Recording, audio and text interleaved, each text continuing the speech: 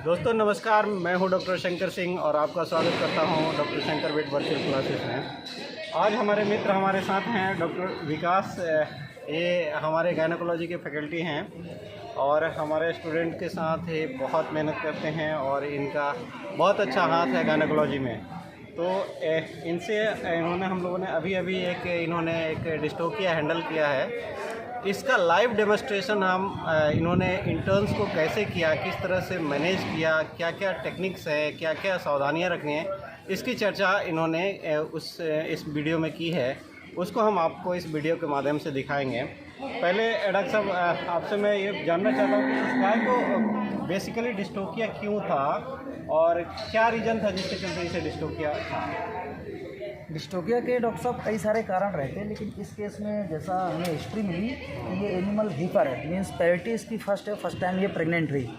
तो ज़्यादातर जो हीफर्स एनिमल हैं उनकी पेल्विक कैविटी अभी इस चीज़ के एडाप्ट नहीं होती है और उसका साइज़ उतना प्रॉपर नहीं होता है। फीटस का साइज़ नो डाउट नॉर्मल है। अगर फीटस ओवर साइज हो गया तब तो फीटस फंसेगा, लेकिन फीटस ज़्यादातर अगर नॉर्मल साइज में फिर भी फंस रहा है तो इसको हम लोग रिलेटिव ओवर साइजिंग बोल सकते हैं। मतलब एब्सोल्यूट ओवर ग्रोथ नहीं है फीटस की, केवल जो एनिमल है, डैम है, मदर है, उसकी पेल्विस फीटस के कंपेयर से छोटी है। उसका जो एरिया है पेल्विक आउटलेट का और इनलेट का भी, इससे फीटस बाहर आने में परेशानी हो रही है उसको। तो इस केस में यही हिस्ट्री मिली थी कि एनिमल जब फीटस निकला तब भी हमने देखा कि फीटस में कोई ओवर ग्रोथ नहीं था। तो बात यहाँ निकल के आई कि पेल्विक कैविटी का जो एरिया था, आउटलेट था, वो उतना परफेक्ट नहीं था कि फीटस को डिलीवर कर सके एनिमल अपने मन से ही। और उसके अलावा थोड़ा कॉम्प्लिकेशन और बढ़ा दिए गए। जैसे पता किया कि ये वाटर बैग इसने कम से कम 8 या 9 घंटे पहले, 7 घंटे पहले इसने फूटा था, इसका वाटर बैग रप्चर हुआ था, रात का केस था। तो चूँकि ये गाँव से दूर से आए हैं तो वहाँ पर किसी लोकल वेट ने जो क्वेक थे उन्होंने इस चीज़ को हैंडल किया। तो उन्होंने इनके हुकिंग पॉइंट्स, जो कुछ हुकिंग पॉइंट्स होते हैं जिनको हम लोग ट्रैक्शन में इस्तेमाल करते हैं, उनका इस्तेमाल किया जाता है, बट लॉजिक के साथ कि कहीं पर 4 लिम्ब का फ्लेक्शन हो सकता है, हेड का फ्लेक्शन हो सकता है, उन चीज़ों को सीधा करते हुए कि मतलब अलाइनमेंट में लेते हुए फिर हम ट्रैक्शन करते हैं, तो ये सारी चीज़ें बाहर आती हैं। लेकिन वो किए बिना ही उन्होंने केवल फोर्स ट्रैक्शन का इस्तेमाल किया। तो इसके लिए इन्होंने जो अपने पास नॉर्मल हुकिंग पॉइंट्स होते हैं, जैसे आई है या जॉ है, तो उन सबको इन्होंने बुरी तरह रप्चर कर दिया था। हालांकि एक रोप भी पड़ी हुई थी जो नेक में, जो उन्होंने बिल्कुल ठीक डाली थी, लेकिन केवल फोर्स ट्रैक्शन से फीटस नहीं आने वाला था वो, और फीटस फंस गया। और चूँकि फीटस एक बार वाटर बैग रप्चर होने के बाद जैसे जैसे समय बढ़ता जाता है तो फीटस के डेड होने के चांसेस बढ़ते जाते हैं। तो यहाँ तक आते आते फीटस डेड हो चुका था। हमारा काम केवल फीटस को निकालने का था। तो हम रिलेटिव ओवर साइजिंग को तो ओवरकम करने के लिए फिर मैनिपुलेशंस के इसका लिम्ब भी फ्लेक्शन में था, और जब हम पुलिंग करते थे तो एक लिम्ब भी साथ में आता था। जबकि बर्थ कैनाल का जो एरिया है, एक डिस्टोकिया का बेसिक कॉन्सेप्ट है कि जब भी ज़्यादातर ऐसा है 99 केसेस में कि आपको हेड पहले लाना पड़ेगा। अगर आप हेड पहले नहीं लाए, एक लिम्ब या दोनों लिम्ब आप पहले लेकर के आ गए, तो जो बर्थ कैनाल का एरिया है वो कुछ एरिया लिम्ब्स कवर कर लेगा। तो पोल एरिया जो है हेड का, उसको आने में दिक्कत होती है। इसको अगर आपको पूरा एरिया देना है तो आपको लिम्ब्स अंदर रखने पड़ेंगे। इस केस में एक लिम्ब साथ आ रहा था, इसलिए वो फोर्स ट्रैक्शन अच्छी तरह नहीं लग पा रहा था, पोल बर्थ कैनाल से बाहर नहीं आ पा रहा था। तो उसके लिए फिर कोशिश क्या की गई कि लिम्ब्स को अंदर रखा गया, और जो हुकिंग पॉइंट जो बचे थे, वो रोप जो बची थी, हालांकि आई बॉलर ये तो नहीं था, उसके अलावा पोल रीजन में ये रप्चर करके Williams long handle I hook का इस्तेमाल करके यहाँ पर रप्चर करके हुकिंग पॉइंट बनाया गया, और फिर फोर्स ट्रैक्शन से इसको निकाला गया। तुम्हें लग रहा है ये नॉट ठीक जगह पर है? नो सर, ये ठीक जगह पर है। ठीक है, कभी भी जब हम चैन अगर लगाते हैं किसी भी एरिया में, तो जो तुम्हारा नॉट होता है, जो लूप है, ठीक है, वो ऐसी जगह होनी चाहिए जहाँ पर ब्रेक ना हो, क्योंकि पूरा फोर्स अपोजिट डायरेक्शन में लगता है। नहीं, मेरी बात समझे? जैसे ये मान लो कोई पॉइंट है, ऐसा करो, ये हमने लूपिंग की, ठीक है। अब अगर मैं पुल कर रहा हूँ तो सूरज बताएंगे कहाँ पर कहाँ पर दर्द हो रहा है? लूप के अपोजिट साइड पे होगा। और जब भी हम लाइव फिटस कर डेढ़ हो तो कोई बात नहीं, लेकिन लाइव फिटस तो हमको ट्रेकिया को सेव करना है। ट्रेकिया कहाँ पर है? यहाँ, इसलिए लूप हमेशा यहाँ पर होगा। तुम खुद देखो, ये देखो, यहाँ पर जगह है भरपूर, ठीक है। तो ये ट्रैक्शन पॉइंट एकदम ठीक है। अगर ये लूपिंग जो है, अगर ऊपर की तरफ लूप होता तो पूरा प्रेशर यहाँ था, ट्रेकिया ब्रेक हो जाती। हालांकि इसमें सब कुछ ब्रेक हो चुका है, बट नॉर्मल केसेस में इस तरह की चीज़ें ध्यान रखनी है। ट्रैक्शन पॉइंट तुम्हारे पास क्या क्या थे? हमारे पास इनर कैंथस ऑफ आईबॉल्स है, ठीक है। ऑर्बिट में हमारी हुकिंग होती है, वर्टिकल रेमस ऑफ मैंडिबल, ठीक है, यहाँ पर हुकिंग कर सकते हैं। और उसके अलावा सबसे बढ़िया पॉइंट कौन सा है? एपिग्लोटिस, ठीक है। लेकिन वहाँ पर केवल तभी यूज़ करना जब फीटस तुम्हारा डेड हो, क्योंकि जब एपिग्लोटिस और ट्रैकिया के कार्टिलेज में जाके ये हुक फंसते हैं तो फिर वो अंदर डैमेज कर देंगे। अगर फीटस तुम लाइव निकालना चाहते हो तो फीटस किसी काम का नहीं रहेगा, ना तो फीडिंग कर पाएगा, सक्लिंग कर पाएगा, कुछ भी, रेस्पिरेशन भी सीज हो जाएगा उसको, और वो डेथ हो जाएगी, है ना। तो ट्रैक्शन पॉइंट 1, 2, 3, अब तीनों डैमेज है इसमें। तो अभी हम लोग क्या करने की कोशिश कर रहे हैं? सी, ये तुम्हें ट्रैक्शन पॉइंट दिख रहा है, ये बोनी पोर्शन दिखाई दे रहा है, ठीक है। और एक हुकिंग यहाँ की गई, ये तुम्हें होल दिख रहा है क्या? यस सर, ये यस सर, ठीक है। हम क्या कर रहे हैं? एक हुक उठाओ, हुक उठाओ, हुक।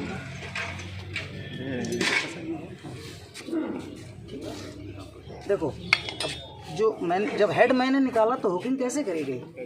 यहाँ पर पोल पे जाके मैं हुकिंग कर रहा हूँ, नॉर्मल हुकिंग नहीं होगी। हुक करके पुल करोगे तो ये देखो ऐसा स्लिप हो जाएगा, ये स्लिप हो जाएगा। तो अपन क्या करते हैं, जाके इसको जब ये नीचे उतर गया, ठीक है, तो हम इसको पूरी ताकत से प्रेस करके रखते हैं। और बाहर जो डॉक्टर सूरज ने थोड़ा सा झटके दिए ना, छोड़ा, तो जब 1-2 झटके लगाते हैं तो यहाँ पर कोशिश करते हैं कि ये होल हो जाए, मतलब क्रेनियल बोन को ब्रेक करते हैं, पंक्चर करते हैं, एक तरह से बोल सकते हैं, ठीक है।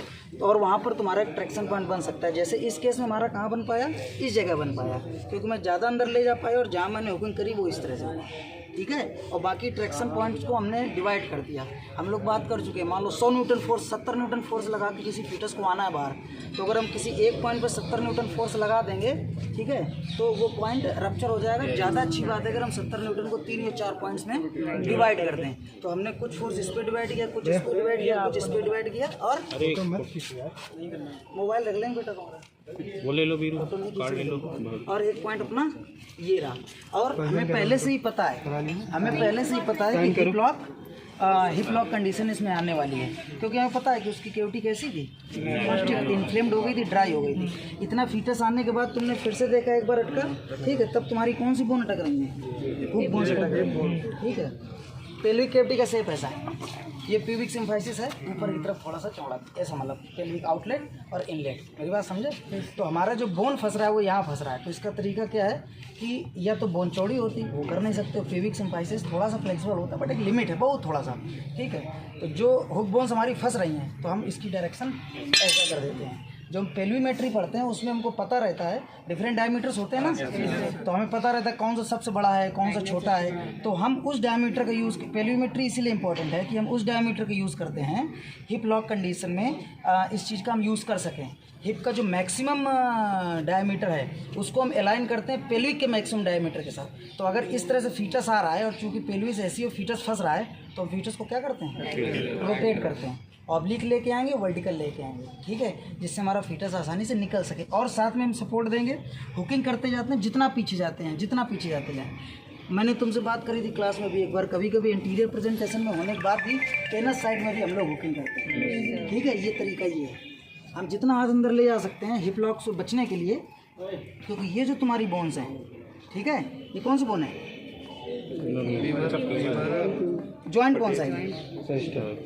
स्टैफल, ठीक है। ये तुम्हारा पेल्विक बोन के नीचे फंसता है। देखो पेल्विक बोन ऐसी आएगी ना, ऐसा, और उस तरफ भी ऐसा, तो ये बोन तुम्हारी यहाँ अटकती है। तो तुमको एक अब ये पैर तो सीधे कर नहीं सकते हो अंदर जा करके अगर इंटीरियर प्रेजेंटेशन में, इसलिए हम लोगों को हुकिंग करनी पड़ती है। जब हुकिंग करते हैं तो फीटस अपने आप थोड़ा सा ऊपर की तरफ भी आता है और हमें साथ में फोर्स मिलते हैं। अगर एनस तक नहीं जा पा रहे हैं तो हम किसी भी जगह पर हुकिंग कर सकते हैं। सी, ठीक है। रिप्स पे हमें जहाँ अभी हमारा हुकिंग पॉइंट कौन सा था? अगला वाला यहाँ था, ठीक है। हालांकि स्किन पूरी रप्चर नहीं हुई है, क्योंकि स्किन एक सबसे टफेस्ट ऑर्गन है बॉडी का, आसानी से पंचर नहीं होता, ठीक है। तो जितना फीटस आता जाएगा उतना हम निकालते जाएंगे, ठीक। ऐसे केसेस में ग्लूटियर पैरालिसिस होने के ज़्यादा चांसेस रहते हैं, क्योंकि नर्व फीटस की बोन और पेल्विक की बोन के बीच में प्रेस होती है, ब्लड वेसल प्रेस होकर रप्चर हो सकती है, ब्लीडिंग हो सकती है। नर्व अगर कंप्रेस होकर डैमेज हो गई तो पैरालिसिस हो सकता है एनिमल खड़ा ना हो।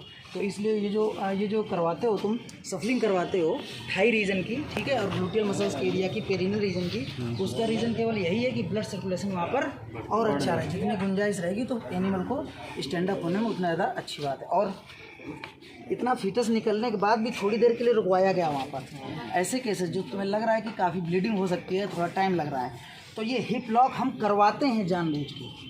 हिप लॉक मतलब रियल सेंस में हिप लॉक नहीं है, लेकिन हम पोस्टीरियर देखो सबसे चौड़ा पोर्शन ये पहला पोर्शन पोल, दूसरी बाधा हमारी शोल्डर और तीसरी बाधा हमारी हिप लॉक, ठीक है, मतलब हिप पोर्शन। तो हिप को हम पेल्विक कैविटी में इंगेज करके रखते हैं थोड़ी देर कि जो माइनर कैपिलरी ब्लीडिंग, कैपिलरीज जो रप्चर कर रही हैं, ब्लीड कर रही हैं, उसमें प्रेशर हीमोस्टेट की तरह ये काम करे, क्योंकि अंदर तुम नहीं कर सकते हो कुछ भी, तो थोड़ी देर के लिए रोकते हैं, इससे ब्लीडिंग तुम्हारी काफ़ी कम हो जाती है। उसके बाद हम फीटस को निकालते हैं। मेरी बात नहीं समझे? हाँ, कई बार हम फीटस को रोकते हैं, हिप के पास आके रोकते हैं, तो एनिमल को भी रेस्ट मिलता है, ऑब्स्टेटिशियन को भी रेस्ट मिलता है और कैपिलरीज की हीलिंग भी होती है। बड़ी इंटीग्रेटेड और मल्टीपल अप्रोच है, बहुत छोटी छोटी चीज़ें हैं। डिस्टोपिया में खाली 2 चीज़ें तुम्हें ध्यान रखनी है कि ये ताकत का काम नहीं है, ये केवल दिमाग का काम है, ठीक है। और दूसरी बात क्या है, केवल सेंटीमीटर भर, इंच भर अगर तुम स्पेस मैनेज कर ले गए तो डिस्टेकिया सॉल्व हो जाएगा। अगर उतना 1 सेंटीमीटर स्पेस मैनेज नहीं हुआ तो हो सकता है 10-10, 20-20 लोगों को लगना पड़े, डिस्टेकिया सॉल्व नहीं होगा। तो मैं और लिम की पुलिंग में भी एक बात और देखी तुमने, हमने एक पुलिंग कराई, एक लिम की, दूसरे लिम की पुलिंग कराई, फिर इसकी कराई, फिर इसकी कराई। हम क्या कर रहे थे? हम यूट्रस मेथड का इस्तेमाल कर रहे हैं।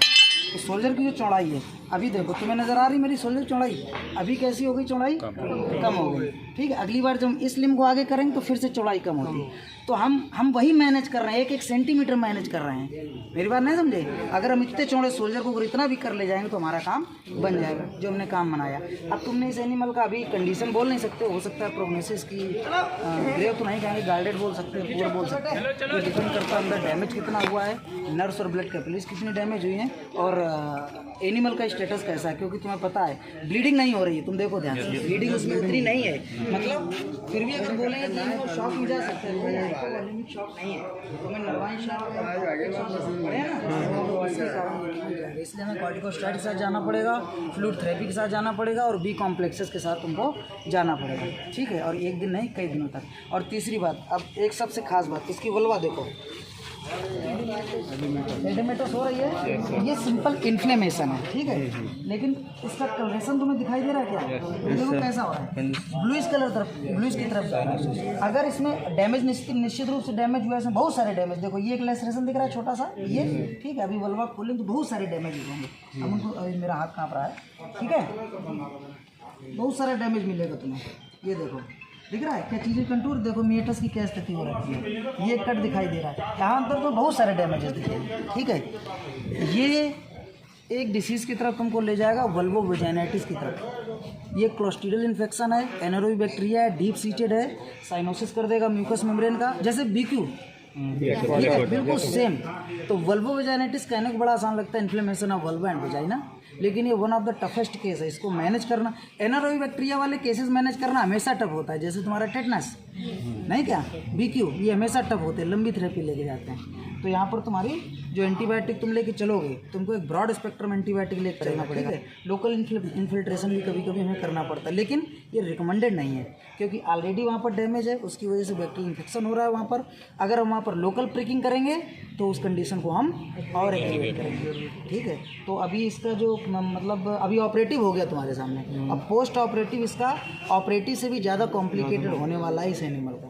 तो इसको तुम्हें जल्दी भेजना नहीं है, इसको रोकना है, इसकी फ्लूइड थेरेपी करो और एंटीबायोटिक्स ठीक से चेक करो कौन सी दवाएं जा रही हैं, और उसके बाद उसको आगे बढ़ाओ। देखा आप लोगों ने कि डॉक्टर साहब ने किस तरह से इस केस को हैंडल किया और क्या क्या सावधानियां रखनी थी।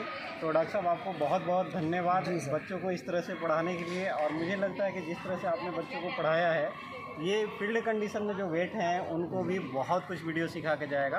तो मेरे साथ बने रहिए और मेरे चैनल को सब्सक्राइब करें, अपने दोस्तों के साथ शेयर करें। थैंक यू, धन्यवाद, नमस्कार।